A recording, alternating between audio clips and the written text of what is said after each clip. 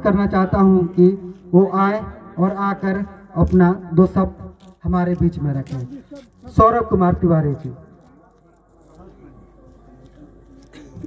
बहुत बहुत धन्यवाद सौरभ जी आपका।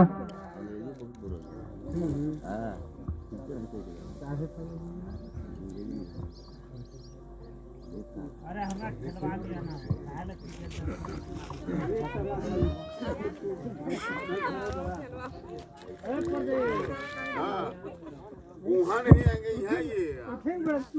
बहुत बहुत धन्यवाद राजेश भाई कि आपने मुझे इस मंच पर अपने सभी ग्रामीण अभिभावकों एवं प्यारे बच्चों के समक्ष दो शब्द कहने का सुअवसर प्रदान किया है।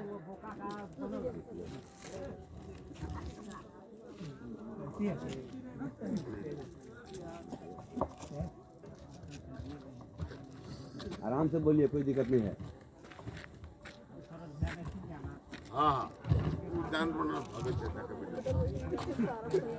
सर्वप्रथम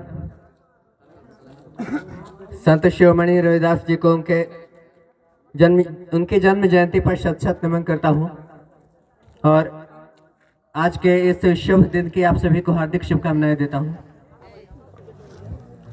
संत शिरोमणि रविदास जी भारतीय संत परंपरा के प्रमुख स्तंभों में से एक थे, आज भी अमर है।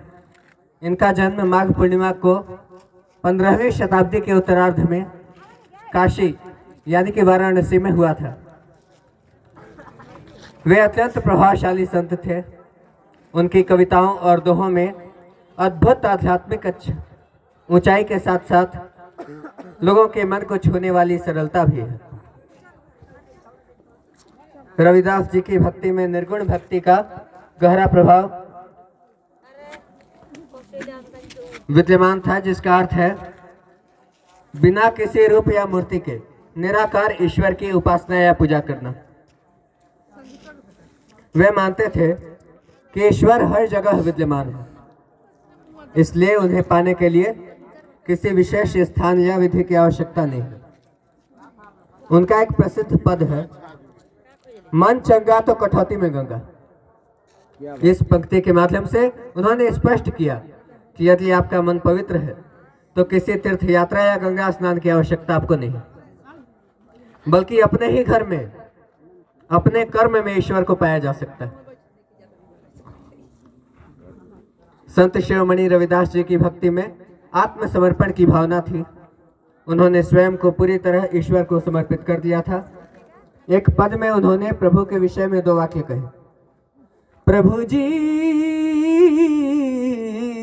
तुम चंदन हम पानी, जाकी अंग अंग बास समानी। यहाँ वे स्वयं को पानी की तरह बताते हैं, जो चंदन यानी ईश्वर के संपर्क में आने पर सुगंधित हो जाता है। यह भक्ति की उस अवस्था को प्रकट करता है जिसमें भक्त अपना अस्तित्व भूलकर ईश्वर के रंग में रंग जाता है। वैसे भी कल से फागुन महीना शुरू हो रहा है, रंगों का महीना। संत शिरोमणि रविदास जी की भक्ति भावना केवल आत्मा की मुक्ति तक सीमित नहीं रही, बल्कि उसमें गहरी मानवीय करुणा और सामाजिक सुधार की भावना भी थी। वे अपने समय की कठोर जाति प्रथा और सामाजिक भेदभाव का विरोध करते थे। वे मानते थे कि ईश्वर की दृष्टि में सभी बराबर हैं। उनका एक और दोहा बोलना चाहूंगा, जाति पाति के फेर में उलझे रहे सब कोय, मनुष्यता को खात है रविदास जाति का जो लोय। धन्यवाद। और एक स्वरचित कविता लाया हूं आप सभी के बीच में।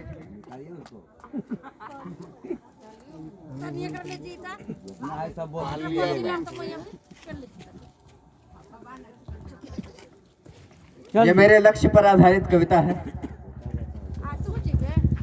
कर्मयोगी बनना, सत्कर्म करना जीवन का लक्ष्य अपना है। सूरज सा तेज बनकर चमकने का मेरा सपना है।